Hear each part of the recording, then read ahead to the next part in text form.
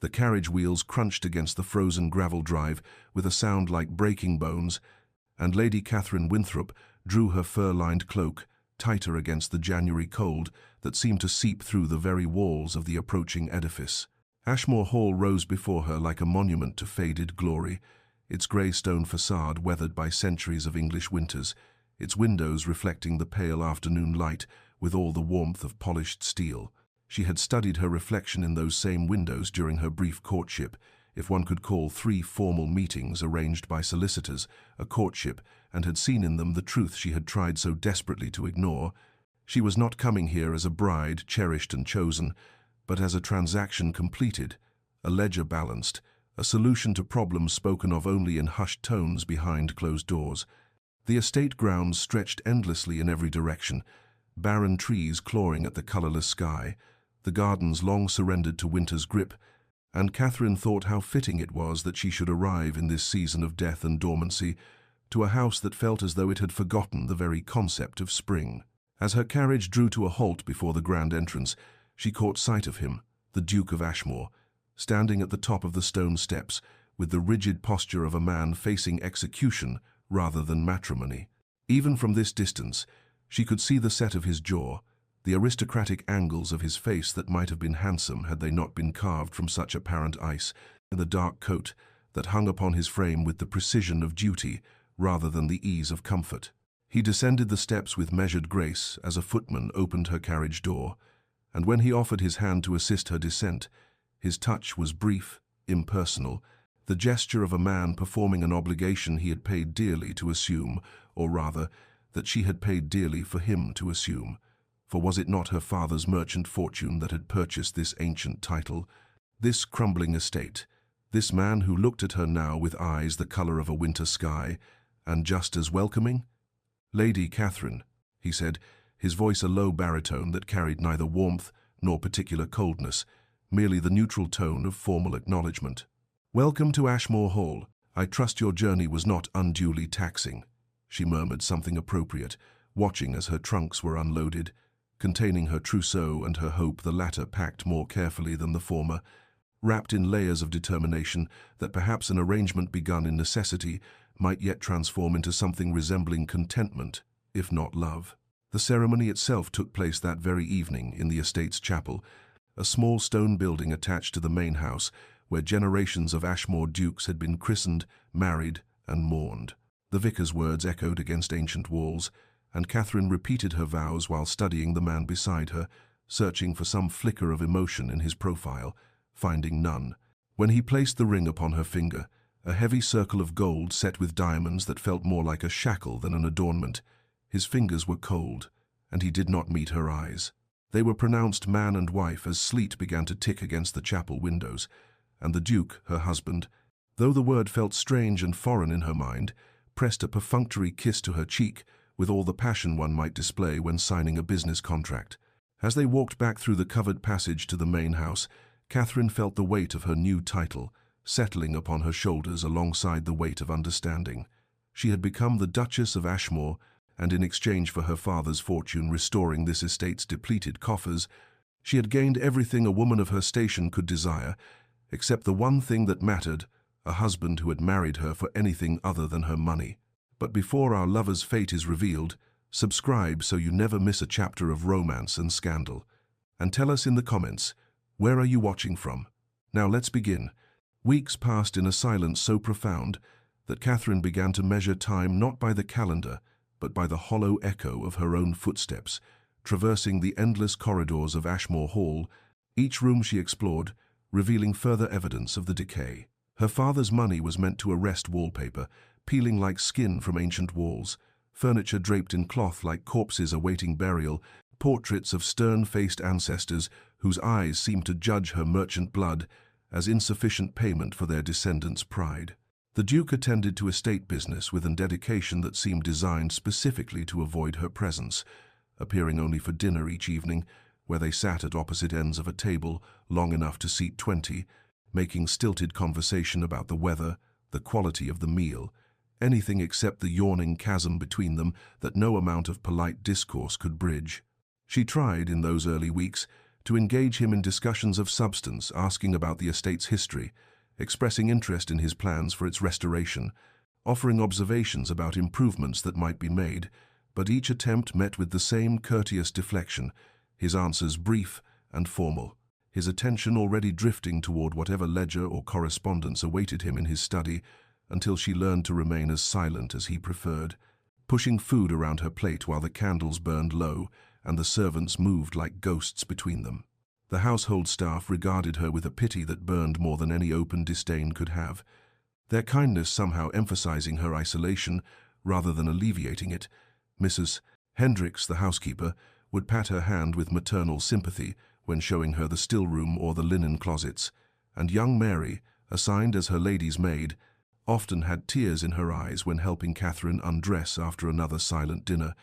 as though witnessing a tragedy unfold in slow motion. It was Mary who let slip the true extent of the estate's financial ruin, speaking of creditors who had threatened seizure before Catherine's dowry arrived like salvation, of servants let go and pensions unpaid, of the Duke's father, who had gambled away 3 generations of careful stewardship in a decade of reckless indulgence, leaving his son to inherit nothing but debt and the crushing weight of a title that demanded maintenance of appearances that could no longer be afforded. Catherine discovered the evidence herself when exploring the East Wing, finding rooms stripped of their contents, rectangular shadows on walls where paintings had hung before being sold, empty display cases that once held family silver, and she understood then the full measure of what her money had purchased, not merely a title for herself, but survival for this man who walked these halls like a prisoner serving a sentence he had not deserved. He came to her chamber on precisely 3 occasions during those first weeks, fulfilling the marital duty required to secure the heir that was, after all, the entire purpose of their arrangement. And each visit was conducted with the same painful courtesy that characterized their dinners: a brief knock, a murmured greeting, the necessary intimacy performed with as little actual intimacy as physically possible, and then his departure before the candle on her bedside table had burned down even an inch, leaving her alone in the darkness to wonder if this cold efficiency was to be the sum total of their marriage, if she would spend the rest of her life wandering these empty halls, her footsteps echoing back to her like questions that would never receive answers. A duchess in title, but in truth merely another piece of furniture purchased with her father's merchant, gold, decorative and useful, but ultimately unloved. Spring arrived at Ashmore Hall with a gentleness that seemed almost apologetic after the harshness of winter, crocuses pushing through the thawing earth in delicate clusters of purple and white, and Catherine discovered the change within herself, on a morning when pale sunlight streamed through her chamber windows, and the nausea that had plagued her for a week suddenly clarified into understanding that made her hands tremble as she pressed them against her still flat abdomen. She told no one at first, hugging the knowledge to herself like a precious secret, afraid that speaking it aloud might somehow make it less real, but the truth declared itself soon enough when the physician was summoned and confirmed what her body had already whispered. She was carrying the Duke's child, the heir that was the entire purpose of their arrangement, and she felt a cautious joy blooming in her chest like those crocuses outside, fragile but persistent, rooting itself in soil that had seemed too frozen to sustain any living thing. The Duke received the news in his study, Catherine standing before his desk like a supplicant before a magistrate, and she watched his face carefully as she spoke the words, searching for some flash of happiness or warmth, finding instead what she had learned to expect: satisfaction and the same expression he might wear upon learning that a difficult negotiation had concluded favorably or that the estate's accounts had balanced for the quarter. "That is excellent news," he said, rising from his chair with the formal courtesy that characterized all his interactions with her. And then, because apparently some acknowledgement of the personal nature of the announcement was required, he added, "You have my gratitude, Catherine, for fulfilling this duty so admirably." Duty, always duty, the word that governed every aspect of their existence together, and she nodded and murmured something appropriate, while that fragile joy in her chest curled inward protectively, and she understood that whatever happiness she found in motherhood would have to be sufficient unto itself, independent of any hope that this child might bridge the chasm between herself and the man who had sired it. She threw herself into preparations with a determination that bordered on desperation, claiming the nursery in the south wing as her province, and overseeing its complete transformation from the dusty abandonment in which she had found it,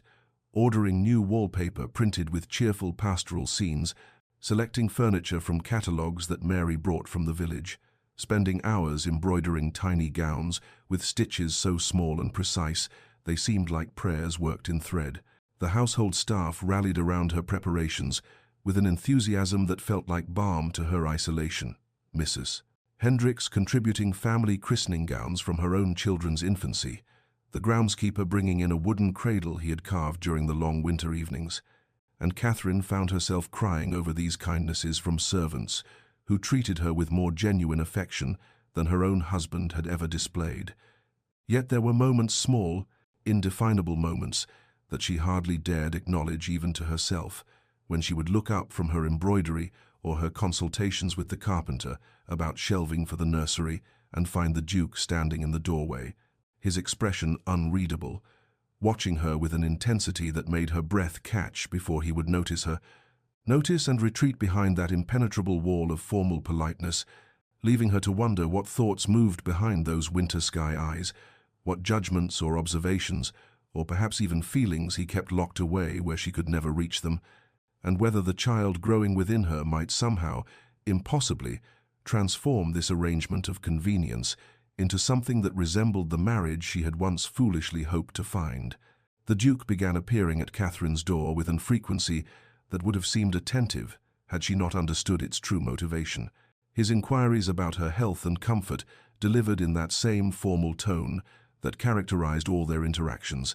yet the very fact of his presence, twice daily now, sometimes more, represented such a departure from the studied avoidance of their first months together that Catherine found herself both grateful and guarded. Grateful because the loneliness of those early weeks had been crushing, and any human connection, even one rooted in concern for the heir rather than herself, provided relief from the isolation, yet guarded because she had learned through painful experience not to mistake duty for genuine feeling, not to read warmth into courtesy or care into obligation. He would inquire whether she had rested well, whether the physician had been satisfied with her progress, whether she required anything for her comfort, and she would answer with matching formality that yes, she had slept adequately.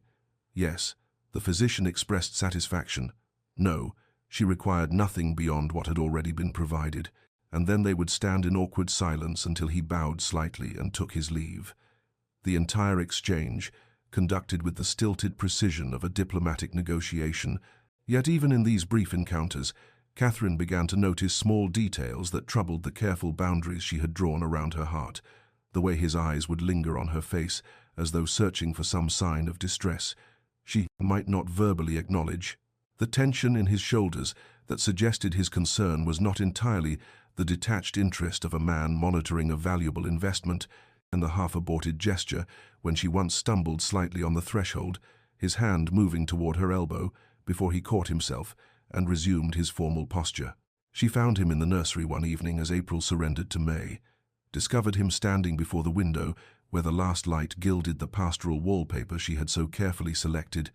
and the shock of finding him in this space she had claimed as peculiarly her own made her pause in the doorway, suddenly conscious of the intimacy of this room with its half-finished embroidery draped over the chair and the tiny gowns laid out on the dressing table for her inspection. "Your Grace," she said, and he turned with an expression she could not quite interpret, something almost vulnerable in his face before the familiar reserve descended like a curtain. "Forgive the intrusion," he said, though he made no move to leave, his gaze traveling over the transformations she had wrought in this space, the evidence of her hopes made manifest in fabric and furniture and careful decoration. "I wished to see. That is, I wanted to ensure that everything was adequate." The word hung between them, so insufficient for what surrounded them,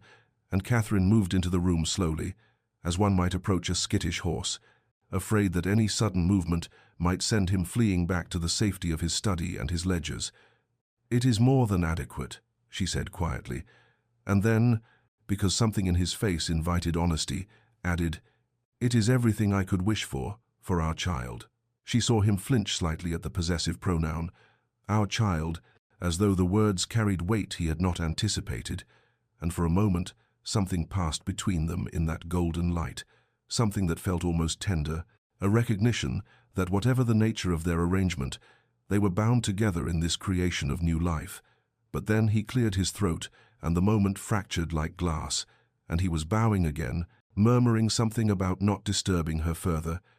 and she was alone once more among the tiny gowns and carefully embroidered hopes, wondering what might have been said if either of them had possessed the courage to speak beyond the confines of duty and propriety that governed their every interaction. Summer arrived with a warmth that transformed Ashmore Hall into something Catherine had not imagined during those frozen months of winter. Honeysuckle, climbing the garden walls, and roses blooming in profusion along the southern terrace, and with the season came subtle changes in the Duke's behavior that she observed with the careful attention of someone who has learned not to trust surface appearances, yet cannot quite suppress the dangerous whisper of hope. He began appearing at her chamber door each morning just after breakfast, dressed for riding but carrying himself with a hesitancy that seemed at odds with his formal bearing, and he would inquire always with that maddening politeness whether she might wish to accompany him on a brief walk through the grounds, claiming with a physician's authority she suspected he had invented that fresh air and gentle exercise were beneficial for the child. And though Catherine recognized these invitations as stemming from his concern for the air rather than any desire for her company, she found herself accepting because the alternative was another day spent alone, with only her thoughts and her embroidery, and the careful management of hope that threatened constantly to overflow its banks. Their conversations during these walks remained stubbornly superficial, discussions of the weather and the estate's grounds, and the progress of various repair projects he had undertaken, yet the simple fact of his presence beside her, the sound of his voice speaking of mundane things, the occasional brush of his sleeve against hers on the narrow garden paths, these small contacts accumulated like drops of water, slowly filling a vessel Catherine had believed permanently emptied, and she warned herself sternly against reading meaning into courtesies that were nothing more than a man's reasonable concern for the vessel carrying his heir. Yet her treacherous heart refused to heed these warnings. She began noticing other changes that she could not so easily dismiss as duty toward the child books appearing on the table beside her favorite chair in the morning room, volumes of poetry and philosophy that matched interests she had mentioned only once in passing during their stilted dinner conversations, and her favorite foods appearing with increasing frequency at table. Despite her certainty, she had never explicitly stated these preferences. Small observations the Duke must have made and acted upon without announcement or acknowledgement,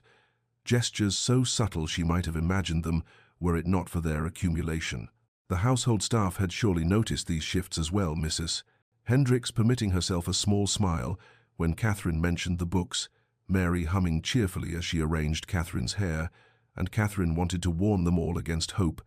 to explain that kindness was not love and attention was not affection, yet she could not quite form the words because some part of her, the part she tried desperately to suppress, and wondered whether perhaps these gestures meant something more than duty demanded. The thunderstorm arrived on an evening in late June, rolling across the countryside with a violence that seemed personal, wind lashing rain against the windows, and thunder shaking the ancient stones of Ashmore Hall, and Catherine had retired early, with a book she could not concentrate on, startling when her chamber door opened without warning to reveal the Duke standing in the doorway, his hair dishevelled and his usually immaculate cravat loosened, and for a moment he simply stood there, breathing heavily as though he had run up the stairs, before he seemed to collect himself and said, with an attempt at his usual formality that was betrayed by the tremor in his voice, "I wish to ensure that the storm had not distressed you, that you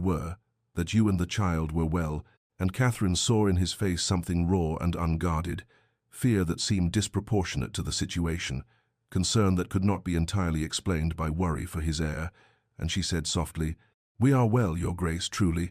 and for a moment that stretched between them like silk pulled taut, he remained there, his eyes holding hers with an intensity that made her breath catch, before he bowed slightly and retreated, leaving her alone with the storm and the dangerous, impossible hope that perhaps his concern was not entirely for the child after all. The man Catherine glimpsed in unguarded moments bore so little resemblance to the cold stranger she had married that she began to wonder whether she had ever truly seen him at all. whether the Duke's careful formality was not his nature, but rather armor. Donned so long ago he had forgotten what it protected, and this understanding came not through any single revelation, but through the slow accumulation of small moments that summer brought, like offerings laid at her feet, each one a piece of a puzzle she had not known she was assembling. She witnessed a smile one afternoon in the library when he thought himself unobserved, a genuine expression of pleasure as he ran his fingers along the spines of newly acquired books, the volumes she recognized as having been sold months earlier to meet some pressing debt, and the joy on his face at their return was so unguarded, so utterly different from his usual reserve, that Catherine felt as though she was seeing something forbidden, a private moment of happiness that illuminated how rarely such moments came to him. His hand steadying her on the stairs became familiar through July as her balance shifted with the child's growth, and where another man might have offered such assistance with casual courtesy, the Duke's touch carried a gentleness that seemed to contradict his careful distance in all other matters, his fingers warm through the fabric of her sleeve, his other hand hovering near her back, as though he could not quite trust that she was steady, could not quite bear to withdraw his support, even after the danger of stumbling had passed, and Catherine found herself inventing reasons to use those particular stares, drawn to these brief moments of contact, like a starving woman to sustenance. The servant spoke of him with a reverence that puzzled her, until Mrs. Hendricks, emboldened perhaps by Catherine's obvious loneliness, began to share fragments of history during their morning consultations about household matters and stories of how the previous Duke had been a man of magnificent appetites and catastrophic judgment, who had gambled away 3 generations of careful stewardship in less than a decade, and how the current Duke had been barely 20 when he inherited a title synonymous with disgrace and debts that would have broken most men, and how he had spent the next 8 years sacrificing everything, his pride and his youth, even his prospects for a marriage based on affection, to restore what his father had destroyed, selling off treasures piece by piece, dismissing staff he had known since childhood, living with austerity that bordered on deprivation, while he slowly, painfully, rebuilt the estate's reputation and resources. These revelations cast his marriage to her in a different light, transforming what Catherine had understood as mercenary pragmatism into something more complex, the final sacrifice in a long series of surrenders, and she began to wonder whether his distance stemmed not from indifference but from shame, whether he held himself apart not because he did not care, but because he believed himself unworthy of being cared for, a man who had sold himself to save his family's legacy, and could not forgive himself for the transaction, even as he honored its terms with scrupulous attention to her comfort and welfare. Catherine's heart, which she had guarded so carefully against the pain of loving someone who married her for money rather than feeling, began its dangerous work, despite all her efforts to prevent it, hope taking root in the small kindnesses and unguarded moments, and she found herself caught between the wisdom of self-protection and the terrible, compelling possibility that perhaps the Duke's coldness was not rejection, but rather the desperate restraint of a man who believed he had no right to warmth, no claim to affection beyond what duty demanded, and she did not know which would hurt more, to continue believing herself unloved, or to hope that beneath his careful distance lay feelings he would never permit himself to express. The evening arrived with that peculiar golden quality late summer sometimes offers as compensation for its impending departure, the sun hanging low over Ashmore's gardens and casting long shadows across the rose beds where Catherine had taken to walking in the cooler hours, finding solace among the blooms that asked nothing of her except admiration, and she was examining a particularly lovely specimen, pale pink petals edged with deeper rose, when she became aware of the Duke's presence behind her, his approach so quiet she might not have noticed had the evening birds not suddenly ceased their singing, and when she turned she found him standing at the garden gate with an expression she could not decipher, and something between resolve and resignation, and he said, his voice carrying an odd formality even in this informal setting, "Might I join you, Catherine?" using her given name so rarely that the sound of it from his lips made her breath catch, and she nodded, unable to trust her voice, watching as he approached with that careful grace he brought to all his movements, though she noticed a tension in his shoulders that spoke of some internal struggle, and for several moments they stood together in silence, ostensibly admiring the roses, though Catherine was acutely conscious of every breath he took, every small shift of his weight, the way his hands clasped behind his back as though he did not trust them otherwise, until she found herself speaking words she had not planned to say, had not even known she was thinking until they emerged. "You are unhappy, Your Grace. I have seen it in your face when you believe yourself unobserved, and I wonder whether it is the arrangement between us that causes you such evident distress, whether my presence here is a daily reminder of all you were forced to sacrifice." And the moment the words left her lips, she wished them back, terrified of what his answer might reveal, yet unable to continue existing in this state of careful ignorance. And she watched something crack in his carefully maintained composure, his hands falling to his sides and his eyes closing briefly as though gathering strength, and when he spoke his voice was raw with an honesty that seemed to pain him. "You mistake the cause of my unhappiness entirely, though I suppose I have given you no reason to understand the truth, have given you nothing but distance and duty when you deserved." He paused, seeming to struggle with words that came with obvious difficulty. "You speak of sacrifice, but you understand nothing of what I have truly surrendered, nothing of the weight I carry each day knowing that I purchased you like property, that I took a woman of grace and kindness and intelligence and reduced her to a transaction, that I married you for your father's fortune and in doing so forfeited any right to anything beyond what our arrangement stipulated." And Catherine stood frozen, hearing in his words not the confession she had expected, but something far more complex.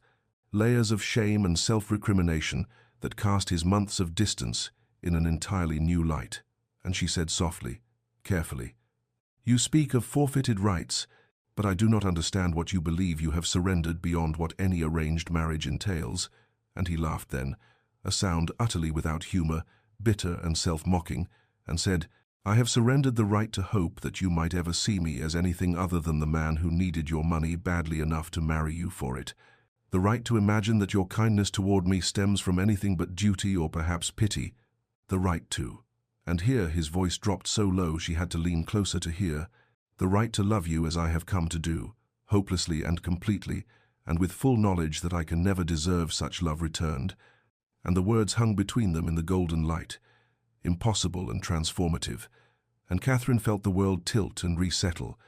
everything she had understood about their marriage revealing itself as incomplete, and she saw in his face the vulnerability of absolute exposure, the terror of having revealed what he had clearly never intended to confess. And then he was withdrawing, physically and emotionally, stepping back and saying with a desperate attempt at his usual formality, "Forgive me, I should not have spoken so. I have distressed you when you require peace and calm for the child's sake. Please forget my words. I will." But Catherine reached for his hand before he could retreat entirely, her fingers closing around his with a boldness born of sudden understanding. And though she did not yet trust herself to name what she felt, what was blooming in her chest like the roses surrounding them, she held his gaze and said, "Do not ask me to forget what may be the only true words you have ever spoken to me." And they stood there as the sun descended, and the garden grew cool around them, connected by her hand on his, and by the fragile, terrifying possibility that perhaps neither of them was as alone as they had believed. Catherine understood in the days following their encounter in the garden that she had been engaged in a magnificent act of self-deception, telling herself that she remained emotionally uninvested in their marriage while her heart had been conducting its own quiet rebellion, falling in love with her husband through the accumulated weight of small kindnesses and unguarded moments. And his confession had not created her feelings but rather illuminated what had been growing in secret, like bulbs planted in darkness that suddenly break through soil into sunlight, and she found herself caught in a peculiar torment of knowing he loved her while believing she could never truly return such feeling. It could never convince him that her love was not born of gratitude or duty, but of genuine affection for the man she had discovered beneath his armor of formality. And the impossibility of bridging this gulf of mutual unworthiness seemed almost cruel in its symmetry. Two people who loved each other yet could not believe themselves worthy of being loved, circling each other like celestial bodies held apart by forces neither could control. She lay awake through long nights wrestling with the knowledge that lived now in her chest, like something with weight and substance, examining it from every angle, as though she might discover some truth she had missed, some way forward through the maze of their misunderstanding. But every path seemed blocked by the original sin of their arrangement, the fact that he had married her for money and she had accepted knowing herself purchased, and how could love built on such foundation ever be trusted? How could either of them believe the other's professed feelings were not somehow distorted by guilt or obligation, or the simple human need for warmth in proximity? And yet when she recalled the rawness in his voice as he spoke of forfeited rights, the vulnerability in his eyes as he confessed what he clearly never intended to reveal, she could not dismiss his words as anything less than truth, painful and absolute. And this certainty warred with her conviction that he deserved better than a merchant's daughter who brought nothing to their union but gold. That his confession had been born of some temporary weakness he would surely come to regret. Autumn arrived early that year, or perhaps Catherine simply noticed its coming with greater acuity, attuned now to symbolism and metaphor in ways she had not been before, and she watched the garden where he had spoken begin its slow transformation from abundance to rest, the roses dropping petals like tears, the leaves turning colors that seemed almost violent in their beauty, as though nature itself was demonstrating how endings and beginnings existed in perpetual conversation. And she found herself touching the place on her abdomen where the child grew, speaking silently to this life she carried, promising to be enough, to provide enough love to compensate for all the complications and sorrows of the adult world. And she decided with a resolution born of desperation that she would be content with whatever pieces of himself the Duke chose to share, that she would not burden him with her own impossible feelings, that friendship and partnership would be sufficient, even as her traitorous heart insisted otherwise, whispering that perhaps, given time and patience, they might find their way through the labyrinth of shame and unworthiness into something resembling grace, though she did not permit herself to hope too openly, did not dare to imagine a future where love existed without the shadow of their arrangement, darkening every tender moment. And so she moved through the shortening days with this knowledge held close and secret, loving him quietly while he loved her from his own careful distance, two people bound by law and circumstance, and the child growing between them, caught in a tragedy of their own making, unable to bridge the small, impossible space that separated lonely from beloved. The change came on a morning when autumn had fully settled over Ashmore, the air carrying that particular crispness that spoke of summer's absolute surrender, and Catherine woke with a sensation she could not immediately identify, something not quite pain, but a wrongness in her body that made her lie very still, as though stillness itself might prevent whatever was beginning from continuing. And when she rose finally and saw the stain on her nightdress, she understood with a terrible clarity that the thing she had most feared was announcing itself, and her cry brought her lady's maid running, the girl's face draining of color at what she saw, and within the hour the household had transformed from its usual ordered calm into barely suppressed chaos. Mrs. Henderson, the housekeeper, dispatching footmen for the midwife, and then the doctor, when the midwife's expression grew grave, and Catherine found herself confined to bed by forces both physical and authoritative, the pain that had begun as wrongness now sharpening into something with edges and insistence. And through the fog of her mounting fear, she became aware of the Duke's presence, not in her chamber where propriety forbade him, but in the corridor beyond. And she could hear his voice, though not his words, the tone of it, carrying a barely restrained urgency that might have comforted her had she not been so terrified. And the midwife spoke in soothing platitudes that fooled no one, her capable hands performing examinations while her face revealed what her words concealed. And the doctor, when he arrived, brought with him an air of grave concern that settled over the room like a pall, and he conferred with the midwife in whispers Catherine strained to hear but could not decipher,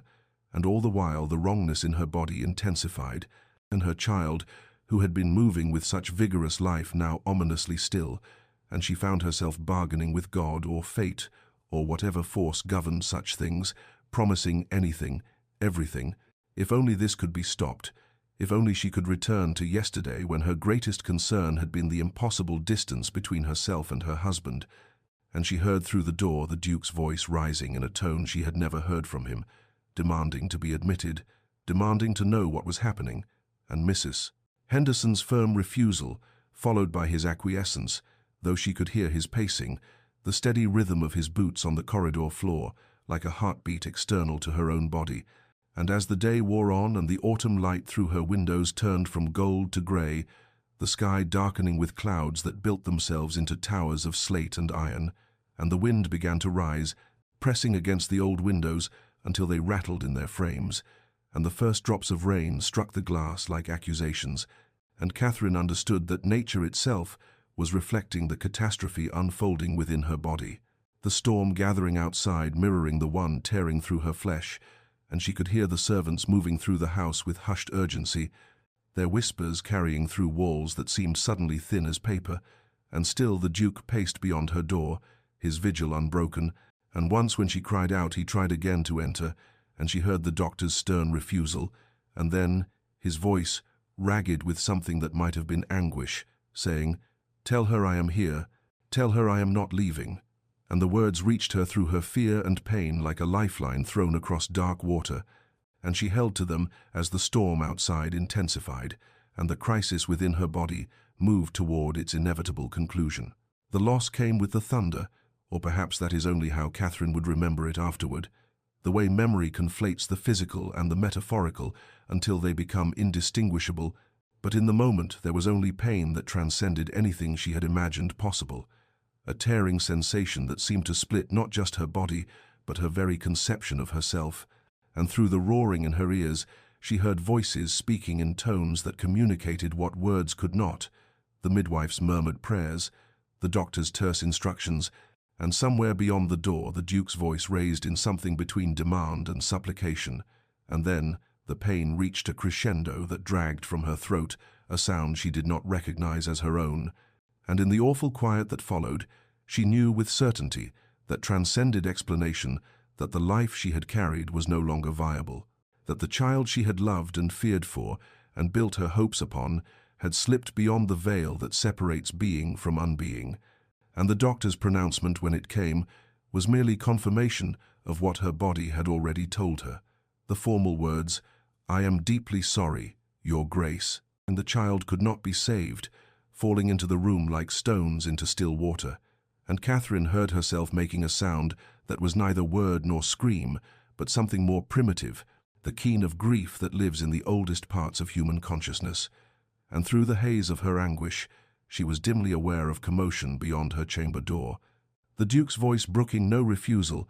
and then he was there, despite all propriety and protocol, pushing past the doctor's protests to reach her bedside, and she saw his face stripped of every careful mask he had ever worn, saw the devastation written there in lines and shadows, and she tried to form words, to apologize, to beg forgiveness for failing in the one purpose that had justified her presence in his life. But what emerged was only,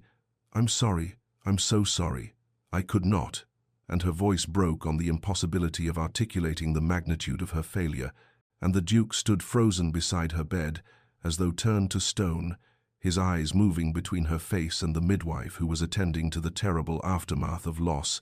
and Catherine saw him register the reality of what had occurred, saw something in him crack and splinter, and when he finally moved it was to sink into the chair beside her bed, with a heaviness that suggested his legs would no longer support him, and the room emptied slowly as the doctor and midwife completed their necessary ministrations, their voices gentle with sympathy that felt like sandpaper against Catherine's exposed nerves, and then she and the Duke were alone with their grief and the ghost of what might have been, and Catherine turned her face toward the window where the storm raged with undiminished fury, lightning, illuminating the room in stark flashes that rendered everything in absolute contrasts of light and shadow, and she thought of the nursery they had prepared together, the small clothes folded in drawers, the cradle that would remain forever empty. And fresh tears came, though she had believed herself incapable of producing more, and she whispered again into the darkness, punctuated by thunder, "Forgive me, I have failed you, I have failed in everything," her words barely audible but carrying in them the weight of absolute desolation, the certainty that she had lost not only the child but any claim to her husband's regard. And the Duke sat motionless beside her, his silence more terrible than any recrimination could have been. Catherine woke in the grey light of dawn to find the Duke still in the chair beside her bed, his evening clothes rumpled, his cravat loosened, his face bearing the marks of a sleepless night, and she realized with dull surprise that he had not left her chamber at all, that he had maintained his vigil through the entire dark hours, while she had drifted in and out of fevered sleep, haunted by dreams of empty cradles and accusatory silence, and when he saw her eyes open, he leaned forward with an intensity that startled her, asking after her pain, her needs, summoning her maid with a peremptory gesture that sent the girl scurrying to fetch water and fresh linens. And through the days that followed, as her body began its slow physical recovery, while her spirit remained shattered, the Duke did not leave except when propriety absolutely demanded it, and even then he stationed himself in the adjacent sitting room where she could hear him pacing, a caged restlessness that spoke of torments she could not fathom, and when she tried to apologize again, the words tumbling from her in broken fragments about her failure and unworthiness, he cut her off with a sharpness that was almost violence, saying, "You will not speak so, I forbid it," his voice raw with something she could not identify, and she retreated into confused silence, unable to reconcile his presence with what she had expected, which was abandonment, or at best the cold fulfillment of duty. And as the second day became the third and then the fourth, his devoted attendance continued unabated, and she found herself watching him with bewildered incomprehension, this man who read to her from books he somehow knew she loved, who held the cup while she drank because her hands trembled too badly to manage it herself, who dismissed the servants so he might tend to her comfort with his own hands, in gestures that defied every convention of rank and propriety, and finally on the fifth day, when her strength had returned enough for coherent thought if not for hope, she gathered her courage and spoke the truth that had been growing in her mind like a terrible certainty, saying, "You should send me away. I have proven myself unequal to the purpose for which you married me. I cannot give you the heir you require." And she watched his face as she spoke, watched for the relief or agreement that would confirm her worthlessness. But instead, she saw his expression transform into something almost savage, and he rose from his chair with such abruptness that it scraped against the floor, and he moved to the window where he stood with his back to her, his shoulders rigid, his hands gripping the windowsill until his knuckles whitened. And when he finally spoke, his voice was so thick with emotion that she barely recognized it as his, and he said, "You believe that is what I want. You believe that is what matters to me." And he turned to face her then, and she saw in his eyes something she had never seen before, a nakedness of feeling that stripped away every careful defense, and he said with a fierceness that seemed torn from somewhere deep within him, "I care nothing for the heir. Do you understand me? Nothing. When I thought I might lose you, when I stood outside that door listening to your suffering and could do nothing, I would have traded this estate, this title, everything I possess, for your safety." And Catherine stared at him in absolute incomprehension, unable to process words that contradicted everything she had believed about their arrangement, about his feelings, about her place in his life. And she whispered, "I do not understand," and saw something like anguish cross his features as he moved back to her bedside and sank into the chair, as though his legs would no longer support him. And he said more quietly, but with no less intensity, "No, I see that you do not, and perhaps that is my failure, that I have hidden myself so well you cannot see what has become so devastatingly clear to me." Catherine lay against her pillows, watching him with eyes that still held the glazed quality of grief and exhaustion,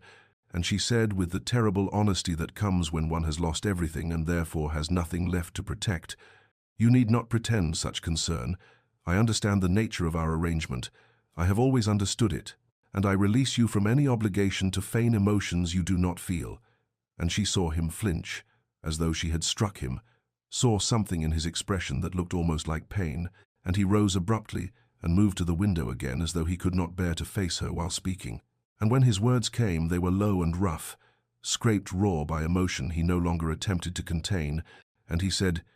"You understand nothing, Catherine, nothing at all, and that is my fault, my failure, because I have been a coward who hid behind duty and propriety, when the truth is that somewhere between the spring, when you told me of the child, and the summer when we walked in the gardens, everything changed for me. Duty became something else entirely, became devotion, became a feeling I had no right to claim and did not know how to express." And Catherine felt her heart begin to pound with a painful intensity, felt the careful walls she had built around her hope beginning to crack. But she could not allow herself to believe, could not survive the devastation of misunderstanding him. And she whispered, "What are you saying?" and he turned from the window to face her, and she saw that his eyes were bright with unshed tears. This man who had seemed carved from marble when first she met him, and he said, "I am saying that when I stood outside that door listening to you suffer, when the doctor emerged with his grave face and I thought for one terrible moment that he would tell me you were gone, I knew with absolute clarity that losing the child was not what terrified me. It was losing you, Catherine, you. And I realized then what I had been too blind or too stubborn to admit before, which is that I love you. I love you with an intensity that unmakes me, that renders every careful defense I ever constructed utterly meaningless." And the words fell into the room like stones into still water, sending ripples through everything Catherine had believed about their marriage, about his feelings, about her place in his life, and she heard herself make a sound that was half laugh and half sob, disbelief and desperate hope warring within her, and she said, "But you married me for my dowry, for the estate. You needed an heir. You never wanted." And he crossed to her bedside in 3 swift strides and sank to his knees beside her bed, with a lack of regard for dignity that spoke more clearly than any words could. And he took her hand in both of his, and she felt the tremor in his fingers, and he said, "Yes, I married you for those reasons. I will not lie about our beginning. But Catherine, listen to me. Hear what I am telling you, that somewhere in the months of our marriage, I fell in love with my wife, truly and completely, and I believed myself unworthy of your love in return. Believed you could never feel anything but obligation toward a man who had purchased you so mercenarily, and so I tried to content myself with whatever pieces of yourself you might offer. Tried to hide the magnitude of what I felt, because I had no right to burden you with it." And Catherine stared at him through tears that blurred his features into soft edges, and she felt something breaking open in her chest, something that was not pain but its opposite, the terrible, beautiful ache of hope vindicated, and she whispered, "You love me?" Making it a question because she needed to hear him say it again, needed the confirmation that this was not fever dream or wishful imagining, and he said with fierce certainty, "I love you, Catherine. I love you more than this estate, more than any title or heir, more than my own life, and losing our child breaks my heart, but losing you would have destroyed me entirely." The days that followed became a period of healing unlike anything Catherine had imagined possible, for the Duke did not retreat behind his formal walls once his confession had been made, but instead remained constantly at her side, a presence both tender and unwavering, and she found herself learning the man she had married as though meeting him for the first time, discovering in their long conversations the depths he had kept hidden behind duty's mask, and he read to her in the afternoons when her strength was still too depleted for much activity, his voice transforming poetry and prose into something intimate. And when nightmares came in the dark hours, dreams of blood and loss and empty cradles that jerked her awake, with her heart pounding and tears streaming down her face, he was there to hold her, to whisper reassurances against her hair, to share his own grief over the child they had lost, and she realized with wonder that he mourned not merely an heir but their baby, the life they had imagined, the future that had been stolen, and in sharing their sorrow rather than bearing it in isolation, something shifted between them, a deepening that transcended even the love they had confessed, and as Catherine's physical strength gradually returned through the passing weeks, they took short walks together through the estate grounds, and he spoke to her of things he had never shared before, his father's profligacy and the crushing burden of inherited debt, his determination to restore what had been squandered, his shame at needing her fortune, his fear that she would always see him as the man who had purchased her. And Catherine listened with a heart that ached for all the loneliness he had endured, and she told him of her own journey, how she had fallen in love with glimpses and gestures, how she had believed herself unloved and unlovable beyond her monetary value, and they marveled together at the parallel paths they had walked, each loving in secret, each convinced of their own unworthiness, and gradually through these conversations deep into the night, when the household slept, and they sat together before the fire in her sitting room, Catherine felt something inside her that had broken beginning to knit back together, not into what it had been before, but into something different, something stronger for having been shattered and remade, and the Duke seemed similarly transformed, the rigid formality that had defined him, giving way to expressions of tenderness that grew more natural with practice, the tentative touch of his hand on hers becoming familiar, the way he looked at her shifting from careful guardedness to open devotion, and there were small intimacies that rebuilt hope between them. The morning he brought her breakfast himself and stayed to share it. The afternoon she found him weeping silently in the nursery. They had prepared and went to him without words, simply holding him while he held her. The evening he kissed her forehead, and then her lips with a gentleness that spoke of reverence rather than mere desire. And through all of it, Catherine felt herself emerging from grief, not into forgetfulness, but into a place where sorrow and love could coexist, where loss did not negate hope, and she saw the same transformation in her husband, this man who had revealed himself to be so much more than the cold duke she had married. And as autumn deepened toward winter, and the trees shed their leaves in preparation for dormancy and renewal, Catherine and the Duke moved through their shared healing day by day, building something real and lasting from the ashes of tragedy. Winter arrived at Ashmore Hall not with the bitter desolation that had marked Catherine's first months as Duchess, but with a quality of crystalline beauty that seemed to reflect the transformation occurring within the estate's walls. For as snow blanketed the grounds and ice traced delicate patterns on the windows, the relationship between Catherine and her husband underwent its own metamorphosis, the rigid formality that had once defined every interaction between them dissolving like frost in morning sun, replaced by something genuine and sustaining, a partnership built not on duty but on mutual devotion, tested by fire and proven true. And one morning in early December, the Duke appeared at Catherine's sitting room with an armful of leather-bound ledgers, setting them on the table before her with an expression that mingled nervousness and determination. And when she looked at him questioningly, he said, "These are the estate accounts, all of them, every debt and asset and calculation, and I want you to see them, to understand fully what we face, because you are not merely my wife, but my partner, Catherine, and I will hide nothing from you anymore." And she felt tears prick her eyes at this gesture of trust, at being invited into the masculine sphere of finance and estate management that wives were typically shielded from. And together they spent long afternoons going through the figures, and the Duke explaining his strategies for restoration, while Catherine, whose merchant father had educated her in matters of business, despite society's disapproval, offered insights that sometimes surprised him and always delighted him. And gradually through these sessions Catherine came to understand not only the magnitude of what her dowry had saved, but also the intelligence and dedication with which her husband had worked to rebuild what his father had destroyed. And she felt a fierce pride in him, this man who had carried such burdens alone for so long. And there were other changes too, small moments that accumulated into a larger pattern of transformation. Like the evening she heard laughter echo through the great hall and realized with shock that it was her own voice mingling with his, that somehow joy had found its way back into rooms that had known only silence and sorrow, and their dinners became occasions for genuine conversation rather than dutiful ritual. The Duke telling her stories from his childhood that revealed the boy he had been before responsibility had hardened him,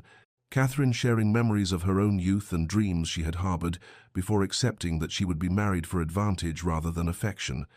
And sometimes after dinner they would sit together in the library, she with her embroidery and he with his correspondence, and the silence between them was no longer awkward but companionable, the quiet of two people completely at ease in each other's presence. And at night, when he came to her chamber, it was not from obligation but from desire, a tenderness between them now that transformed physical intimacy into something sacred, an expression of the love they had finally acknowledged. And Catherine marveled at how grief, which might have destroyed them, had instead become the forge in which their marriage had been transformed from transaction into truth, from arrangement into devotion. And as winter deepened and the year drew toward its close, she understood with profound gratitude that she and her husband were not merely surviving their loss, but discovering in its aftermath a depth of connection she had never imagined possible. Spring returned to Ashmore Hall with a gentleness that seemed purposeful, as though nature itself understood that this season carried particular significance for those dwelling within the estate's walls. And Catherine woke one morning in late March to find her husband already awake beside her, watching her with an expression of such tender devotion that her breath caught, and when she asked what he was thinking, he said simply, "That I am grateful for every morning I wake to find you here." And she understood that he too felt the symbolic weight of spring's arrival, this season that had once brought hope in the form of new life only to end in devastation. And yet now they faced it together, transformed by all they had endured and overcome, and as the days lengthened and warmth returned to the land,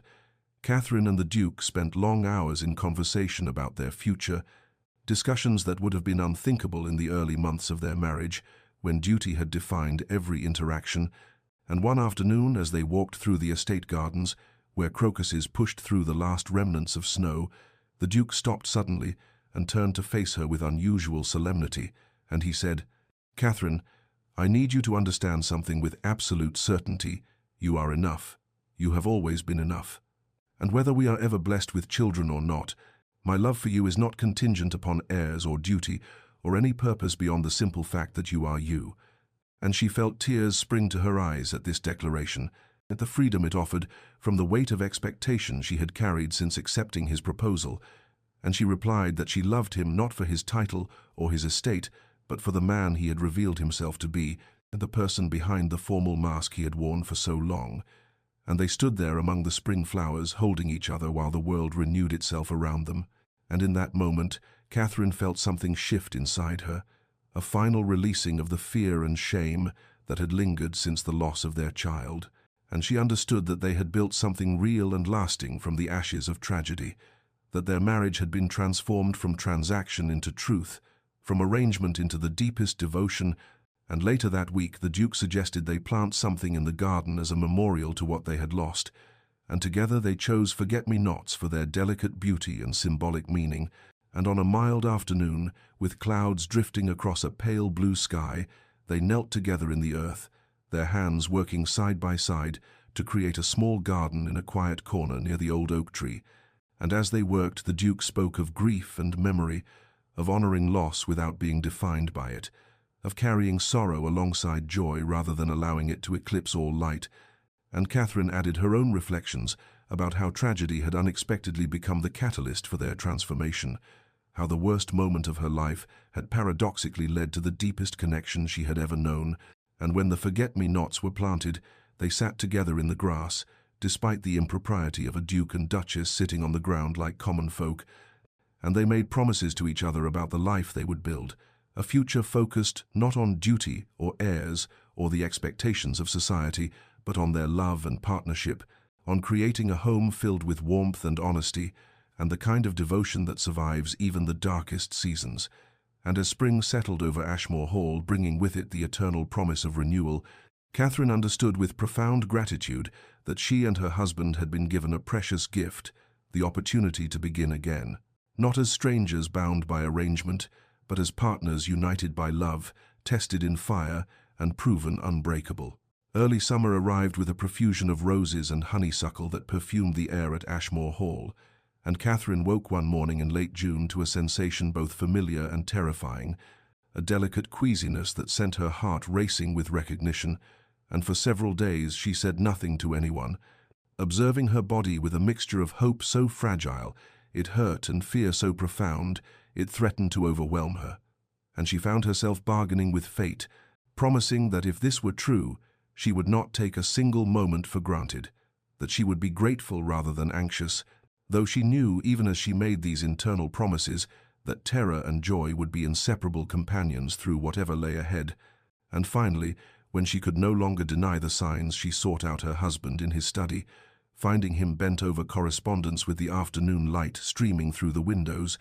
And when he looked up and saw her expression, he set down his pen immediately, rising to meet her with concern, already shadowing his features, and she said simply, "I believe I am with child again," and watched as comprehension flooded his face, followed not by the satisfaction she had seen the first time, but by something closer to fear, a tightening around his eyes that told her he too remembered what had been lost. And he crossed to her in 3 strides and took her hands in his. And his first words were not about heirs or duty, but a question delivered with almost desperate intensity. "How do you feel? Are you well? Has the doctor been summoned?" And she felt tears spring to her eyes at his concern, at the way his first thought was for her rather than the child she carried. And she assured him she was well, that it was early yet, that she had wanted to tell him before involving physicians or making preparations. And he pulled her into his arms with a tenderness that still had the power to surprise her, despite all they had shared, and against her hair he whispered, "Catherine, you must understand if we are forced to choose. If there is any danger to you, there is no choice at all. You are what matters, not an heir, not a dynasty, you."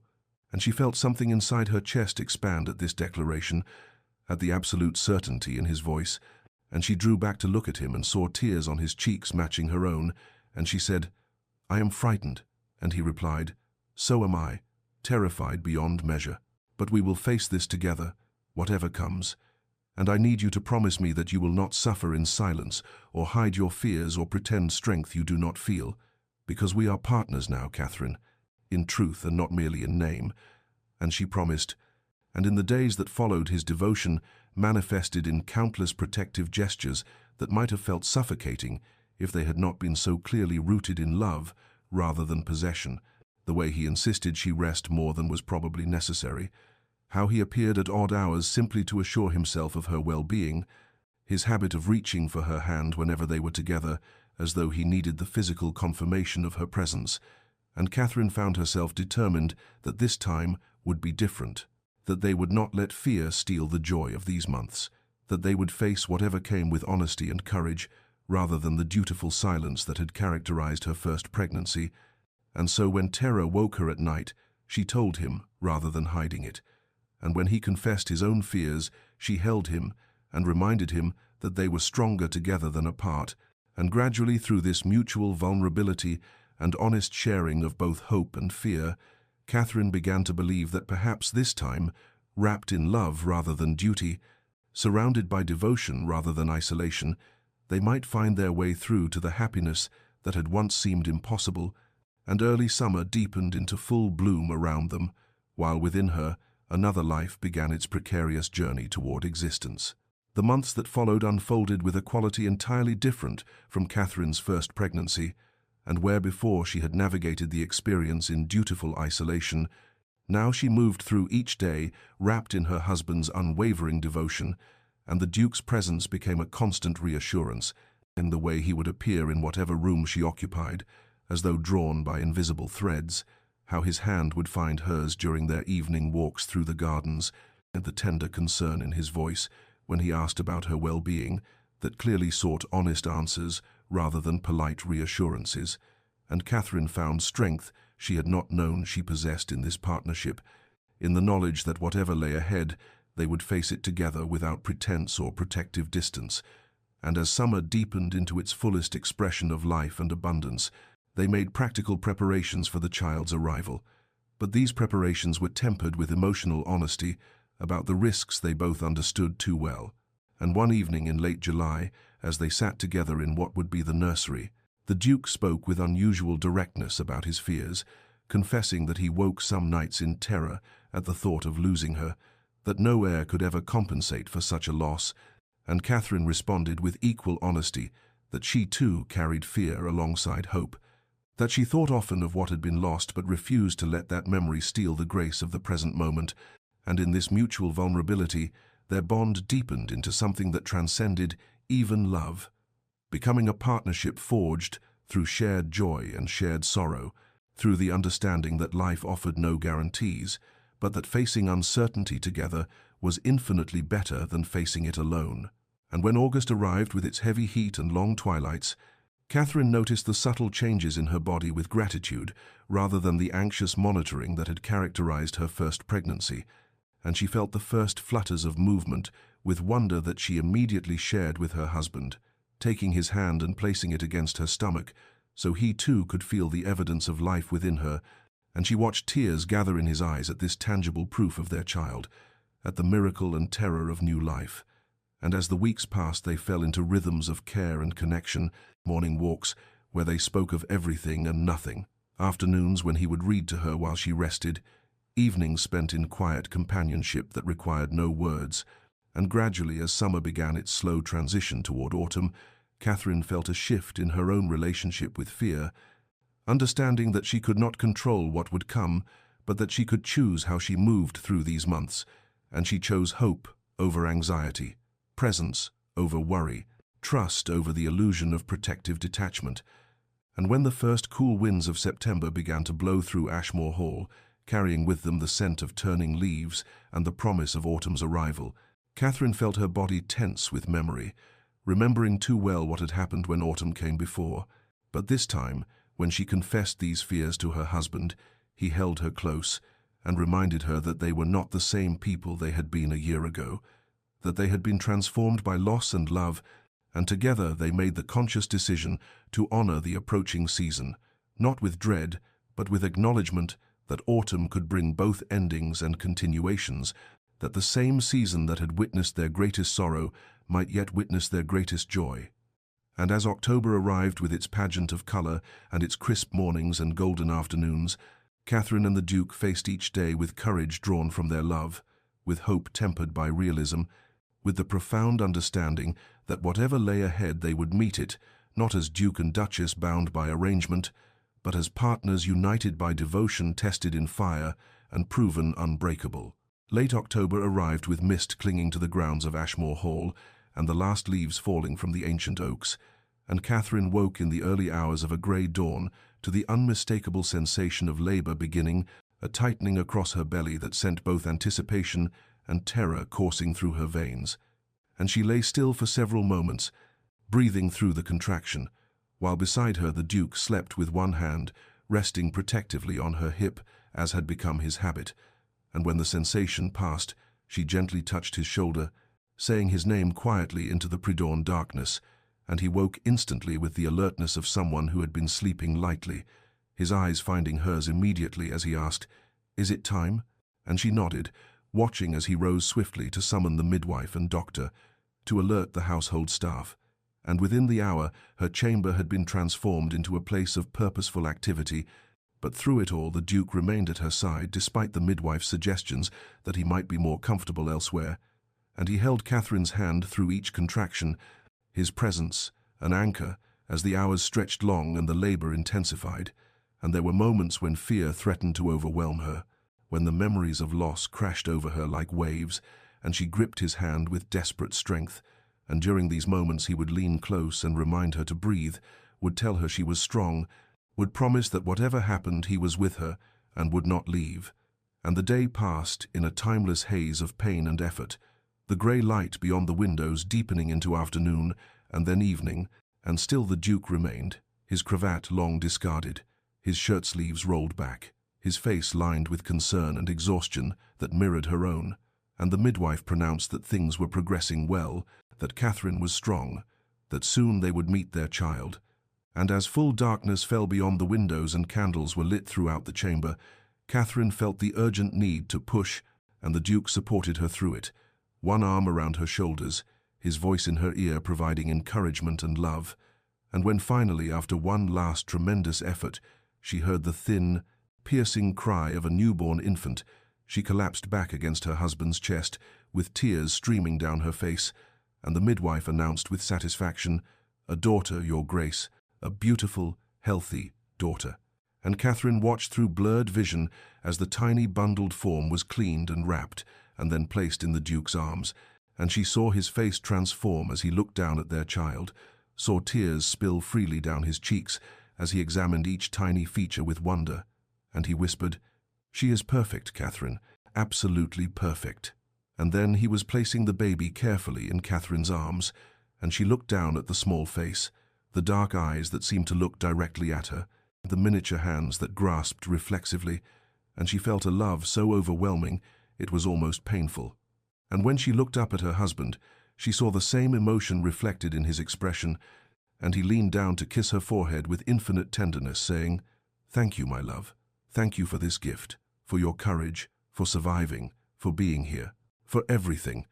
And Catherine reached up to touch his face, her own tears mingling with his, and she replied, "We did this together."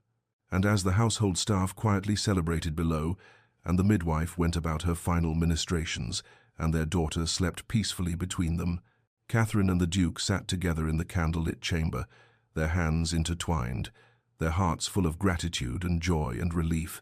knowing that they had been given a grace they would never take for granted, that from sorrow had come this perfect joy, that their love had been tested and proven unbreakable, and outside the window the mist lifted and the first stars appeared in the clearing sky like promises of hope fulfilled. 2 years passed like a dream gradually remembered upon waking, and Ashmore Hall in early spring bore almost no resemblance to the cold, crumbling estate that Catherine had first entered as a nervous bride, for now sunlight seemed to fill every corridor, flowers bloomed in vases on tables that had once stood bare, and the sound of laughter echoed through rooms that had known only silence for so many years. And on a bright April morning, Catherine stood in the nursery doorway, watching her husband sit on the floor with their daughter Eleanor, the child's dark curls bouncing as she toddled unsteadily between the Duke's outstretched hands. And each time Eleanor reached him, he would sweep her up with exaggerated celebration that sent peals of delighted laughter cascading through the room, and Catherine felt her hand rest unconsciously on her belly, where new life quickened once more. This third pregnancy, carrying none of the terror of the second and none of the lonely isolation of the first, but instead unfolding with the quiet confidence of a woman who knew herself loved beyond measure. And the Duke looked up and caught her watching, and the smile he gave her held such warmth and devotion that even after 2 years of his open affection, she still felt her breath catch. And he said, "Come join us, my love. Eleanor has nearly mastered walking and insists on demonstrating for her mother." And Catherine crossed the room that had once stood empty and grief-haunted, but now overflowed with toys and books and all the beautiful chaos of childhood. And she lowered herself carefully to sit beside her husband, and Eleanor immediately launched herself toward Catherine's lap with the fearless trust of a thoroughly cherished child. And as Catherine gathered her daughter close, breathing in the sweet scent of her hair, she thought of how impossible this happiness would have seemed during those early months of cold formality, how she could never have imagined that the remote Duke who had married her for her dowry would become this devoted husband and tender father. And later that afternoon, as they walked together through the restored gardens, where forget-me-nots bloomed in a carefully tended corner, Eleanor held between them, with each parent holding one small hand. Catherine reflected on the journey that had brought them to this moment, the sorrow that had broken them open and allowed love to take root in places that duty alone could never have reached. And that evening, after Eleanor had been settled into bed, and they sat together in the drawing-room, where a fire crackled cheerfully, and the account books that the Duke had long ago opened to Catherine's partnership showed an estate restored to prosperity through their combined efforts, he took her hand and said, "I never thanked you properly for saving me." And Catherine looked at him with surprise, asking what he meant, and he replied, "You saved me from a life of isolation and duty, from the cold fortress I had built around my heart, from the belief that I was unworthy of love, and you did it simply by being who you are, by your courage and grace, and willingness to see past my defenses to the man I was too afraid to reveal." And Catherine felt tears gather as she responded, "We saved each other, my love, for I was equally lost before I found you, before I learned that the deepest love often grows in the most unlikely soil, watered by tears as much as joy." And as night deepened around Ashmore Hall and their daughter slept peacefully in her nursery, a new life stirred beneath Catherine's heart. They sat together in perfect contentment, two people who had begun as strangers in a mercenary arrangement and had become partners in the truest sense,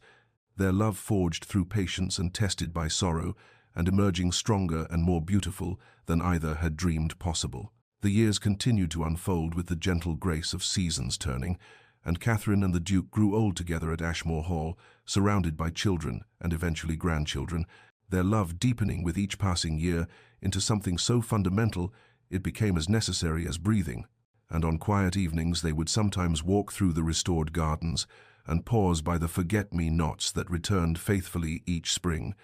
remembering the child they had lost and acknowledging how that grief had cracked them open in ways that allowed true intimacy to take root. And it was during one such evening, as twilight painted the sky in shades of lavender and gold, that Catherine turned to her husband and said, "I would not change a single moment of our journey, not even the darkest parts, for they made us who we are." And he had squeezed her hand in silent agreement, both of them understanding that the most profound transformations often occur in the crucible of shared sorrow. Dear listener, perhaps you find yourself in circumstances that seem barren of hope. Perhaps you face arrangements of necessity rather than choice. Perhaps you have known loss that makes you question whether joy will ever return. And if so, then let this story be a gentle reminder that love often arrives not with trumpets and fanfare, but in the accumulated small moments of choosing to remain present, choosing to see beyond surfaces, choosing to risk vulnerability even when every instinct urges protection. The deepest connections are rarely formed in perfect circumstances, but rather in the messy, difficult spaces where two people decide that despite everything, despite disappointment and grief and fear, they will show up for each other with honesty and courage. Catherine and the Duke's love did not erase their sorrow or make their losses somehow worthwhile, for grief is not something to be transcended or traded away,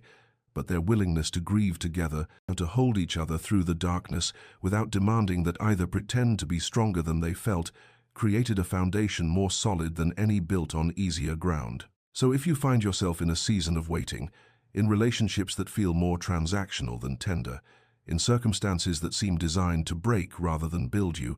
do not despair completely, for you cannot know what transformations time and patience and honest presence might work. You cannot predict when duty might soften into devotion, or when the person you thought you knew might reveal depths that take your breath away. Give yourself permission to hope cautiously,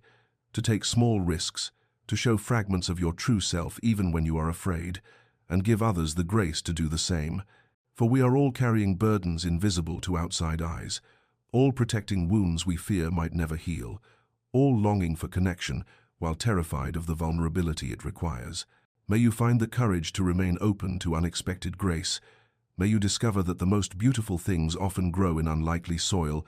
May you learn that being truly seen in your weakness is worth more than being admired for false strength. And may you know the particular peace that comes from being loved, not despite your flaws, but as a whole person, complexity and contradiction and all. May your nights be filled with rest earned through honest living. May your days hold moments of connection that remind you why courage matters. And may you always remember that transformation, when it comes, arrives quietly through 1,000 small choices, to love anyway, to stay anyway, to hope anyway, even when the outcome remains uncertain. This has been a story from Calm Chronicles, and if these words brought you comfort or contemplation, please like this video, subscribe to our channel for more stories of transformation and hope, and share your thoughts in the comments below. For your reflections add to the collective wisdom we build together, and may you sleep well knowing that the best chapters of your own story may yet be unwritten.